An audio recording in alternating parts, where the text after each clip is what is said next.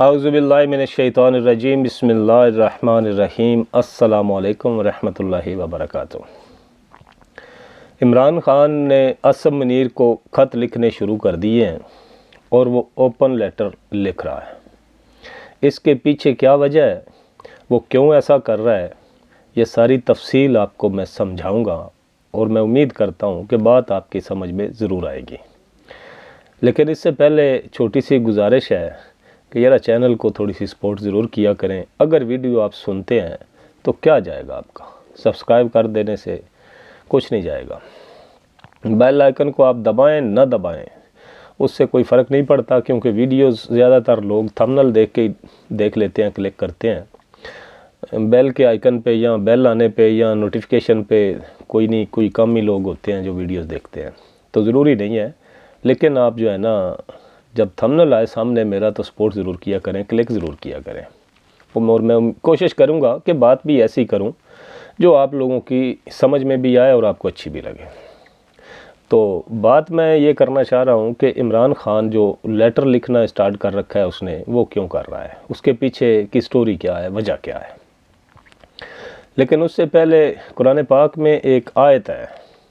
उस पे तज़किरा करना मैं ज़रूरी समझता हूँ, क्योंकि कुछ चीज़ें ऐसी होती हैं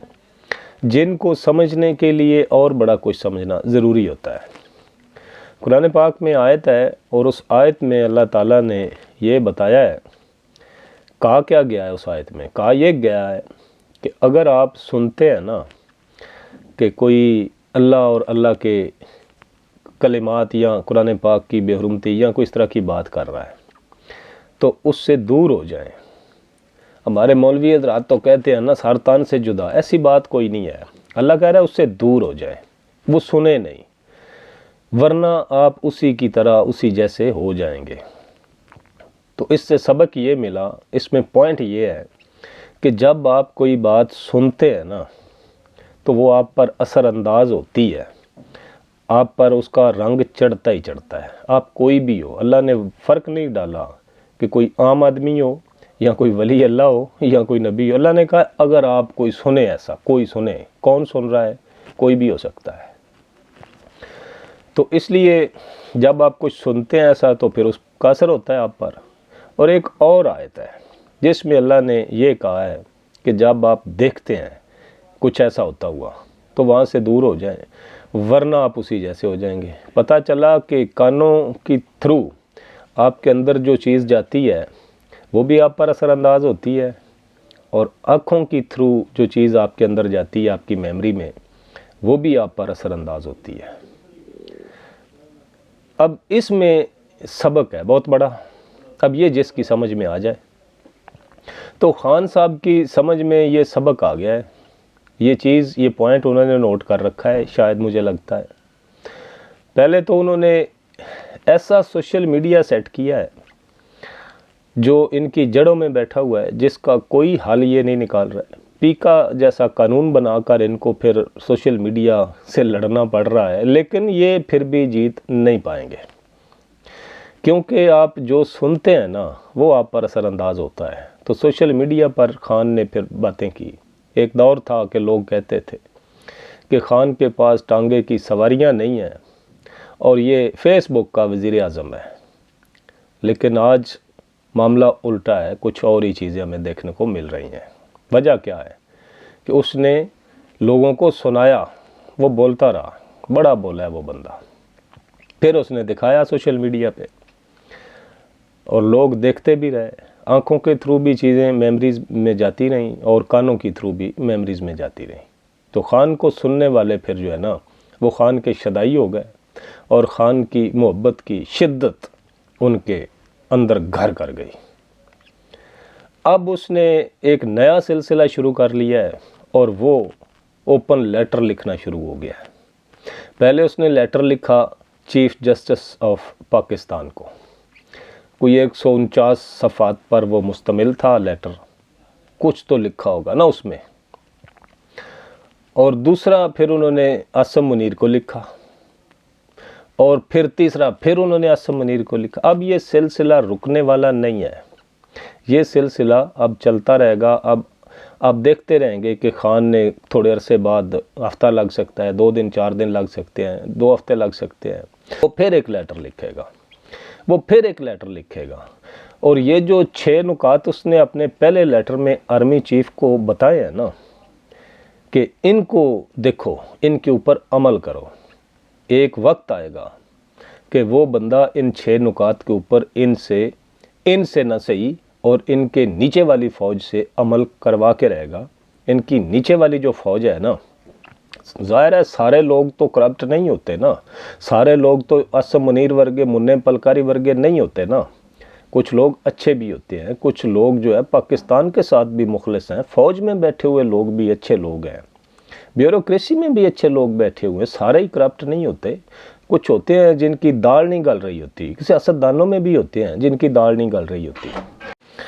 اور یہ جو لوگ بیٹھے ہوئے ہیں نا، جو اچھے لوگ ہیں، پاکستان کے ساتھ مخلص ہیں،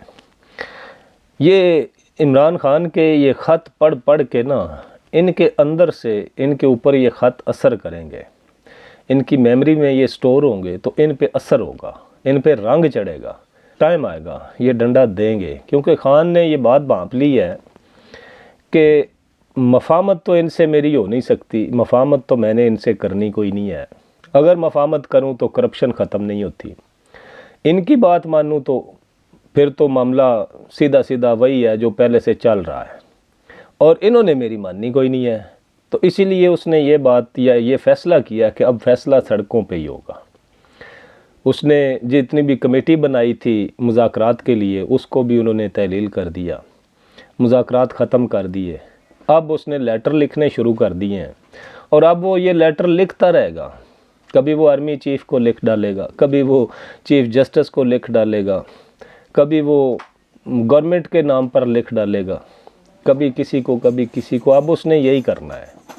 اور اس کے لیٹر یا اس کی باتیں انٹرنیشنلی رپورٹ بھی ہوتی ہیں، اوپر سے بھی دباؤ آئے گا ان کے اوپر سے جب دباؤ بڑھے گا تو نیچے جو ان کے اندر ہی بیٹھے ہوئے کچھ اچھے لوگ موجود ہیں، وہ پھر ان پر پریشر بنائیں گے، ان کو سہارا ملے گا، سپورٹ ملے گی، تو معاملات آہستہ ان کے جو ہے نا کنٹرول سے یا ان کے بس سے باہر ہوتے چلے جائیں گے، اور ان کو پتہ بھی نہیں چلے گا کہ ان کے ساتھ ہو کیا رہا ہے، ان کو نہیں پتہ چلے گا، یہی سمجھیں گے کہ ہم جو ہے نا قابض ہیں، تو ہم نے قبضہ کر رکھا ہے، اور ہمارے جو مرضی کے بنا ہے نا وہ چڑی پر نہیں مار سکتی، چڑی ایسا پر مارے گی کہ ان کا سب کچھ جو ہے نا وہ تباہ و برباد ہو جائے گا۔ دیکھیں ہم لوگ جو باہر کنٹریز میں رہتے ہیں، ہم نے مختلف قسم کی سویلائزیشن دیکھی ہیں، مختلف قسم کی لوگوں کی جو ہے قومیں، کلچر دیکھے ہیں، جمہوریت کیا ہوتی ہے، صحیح بات ہے، جب ہم یہ دیکھتے ہیں نا کہ جمہوریت ہوتی کیا ہے اور ہمارے ہاں جمہوریت کیسی بنی ہوئی ہے، بڑا عجیب لگتا ہے۔ جمہوریت کا ایک حسن ہوتا ہے، ایک پارٹی ایک منشور کے ساتھ اقتدار میں آتی ہے، ان کا ایک منشور ہوتا ہے کہ ہم اقتدار میں آئیں گے تو ہم اپنے ملک اور قوم کے لیے یہ کچھ کریں گے، اور جب وہ حکومت بنا لیتے ہیں اور پھر وہ اپنے منشور کے مطابق کام کرتے ہیں تو ان کی قوم یا ان کے مخالفین پارٹیز کے جو نمائندے یا مخالف لوگ ہوتے ہیں وہ بھی دیکھ رہے ہوتے ہیں، اور جو مخالف ہوتے ہیں جیسے ہم عام لوگ ہیں، ہم پی ٹی آئی کے سپورٹر ہیں، کچھ لوگ نون لیگ کے سپورٹر ہوتے ہیں، اب پی ٹی آئی اقتدار میں آ گئی، وہ کچھ الٹے سیدھے کام کرے گی یا اپنے منشور کے مطابق کام نہیں کرے گی، تو نون لیگ والے ہمیں کہیں گے، چڑھائیں گے، بات کریں گے، تو ہم پھر سوشل میڈیا پہ بولیں گے، یا اگر ہماری رسائی ایکسس ہے ہمارے حکمرانوں تک تو ہم ان سے ڈائریکٹ بات کریں گے کہ یار یہ بات آپ غلط کر رہے ہو یا یہ کام غلط کر رہے ہو، تو وہ پھر اس چیز کو ٹھیک کریں گے۔ جیسے اٹلی میں یا یورجیا میلونی آئی تو اس نے بڑے دبانگ اعلان کیے، بڑا اس نے اگریسو ہو کے سٹینڈ لی، تو کچھ چیزیں اس کو لوگ ٹیگ کر کے اس کی غلطیاں پوائنٹ آؤٹ کرتے تھے،